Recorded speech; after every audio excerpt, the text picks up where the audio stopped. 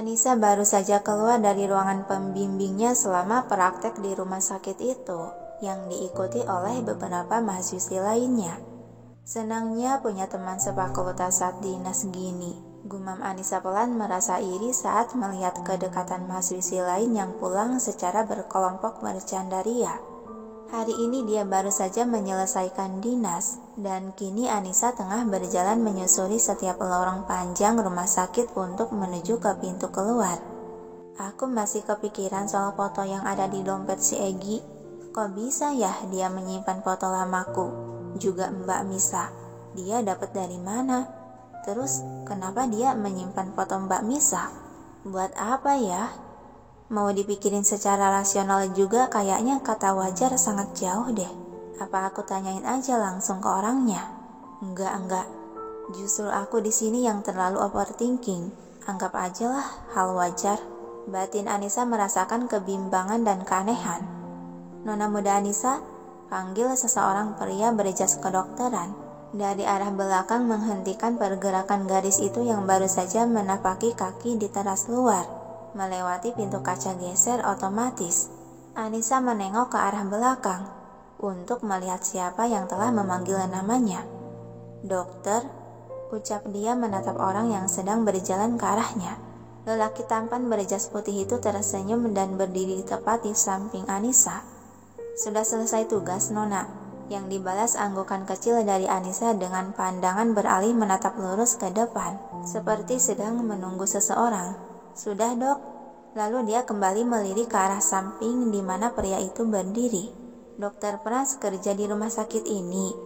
Bibir tipis nan merah Frans menipis membentuk senyuman dengan pandangan menatap dalam. Iya, saya dokter spesialis penyakit dalam di rumah sakit ini. Sepertinya Anda hendak pulang. Mau saya antar? Tawar Dokter Frans. Segera Anissa menggeleng cepat. Tidak perlu, Dok. Saya lagi nunggu jemputan. Apa itu Egi? Tanya Dokter Frans membuat Anissa tertegun mendengarnya.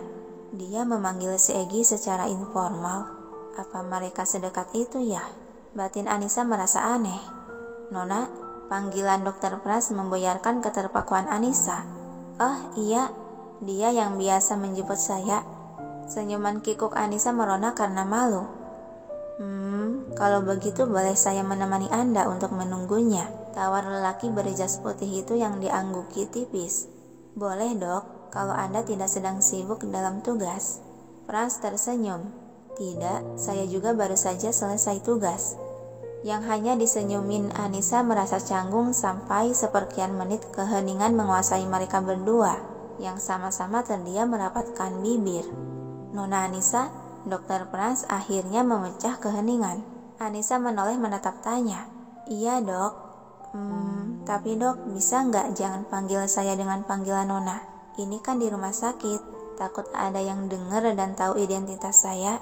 Tersirat titik binar kesenangan di sorot mata hitam Frans dan mengelum senyum. Apa saya boleh memanggil Anda dengan nama saja? Tentu, itu lebih baik daripada Nona. Anissa, suara Frans terdengar berat dan merdu memanggil seraya menatap orangnya membuat Anissa malu dan canggung. Ya begitu lebih terdengar santai. Anissa, panggil Frans lagi. Iya, Dok.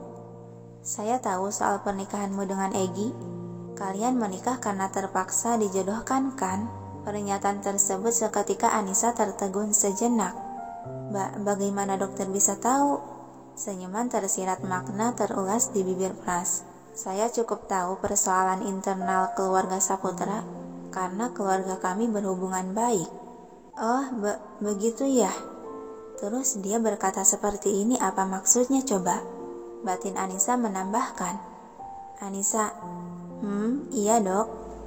Jika kamu tidak diperlakukan secara baik oleh dia, bilanglah pada saya. Ucap Dokter Frans tersirat maksud, yang lagi-lagi Anissa dibuat tertegun menatap dalam diam. Suara klakson yang nyaring membuyarkan suasana, sehingga Anissa terperanjat dan tersadar dari keterpakuan.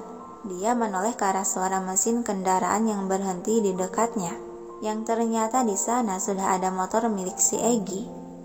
Jemputan saya sudah datang. tergagap Anissa yang dibalas manggutan tipis dari lelaki berjas kedokteran itu. Hati-hati Anissa. Egy membuka helm dan turun dari atas motor lalu berjalan menghampiri mereka berdua dengan tatapan terus tertuju tajam ke arah Frans. Sedangkan Frans yang ditatap tampak mengulas seringayan tipis serta tatapan tak terbaca. Egy telah berdiri tepat di hadapan Anissa dengan pandangan masih melirik ke arah Dokter Frans. Seorang dokter bisa menyempatkan diri mengobrol di sini ya? Apa kau kabur dari pekerjaanmu? Sindir Egy penuh ketidaksukaan. Frans masih tetap mengembangkan senyuman dan membalas tatapan tajam itu tak kalah dingin. Dokter juga manusia, dan kebetulan pekerjaanku sudah selesai.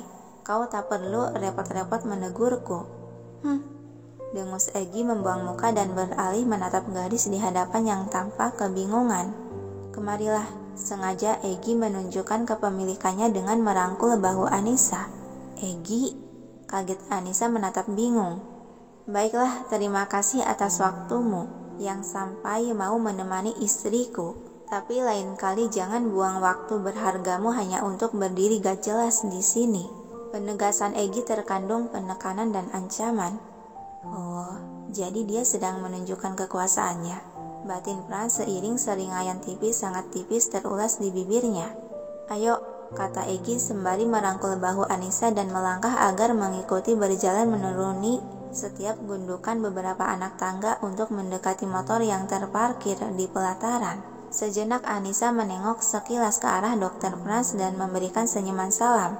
Saya permisi duluan dok. Begitupun Dokter Frans masih setia mengulas senyuman dan mengangguk kecil.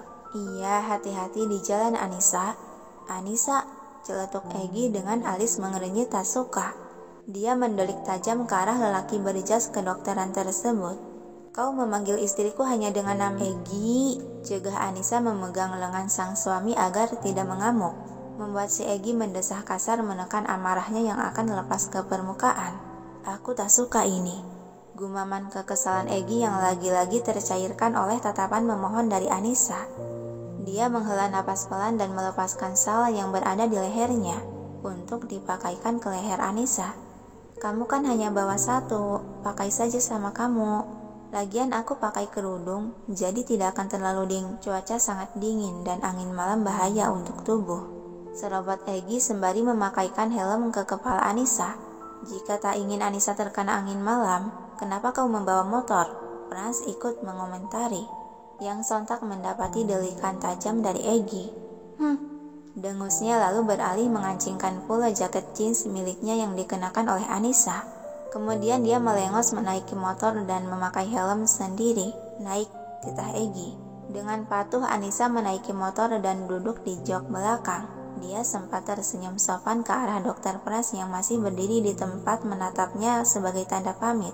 Lalu secara keras Egy memutar gas hingga tubuh Anissa merapat memeluk si Egy.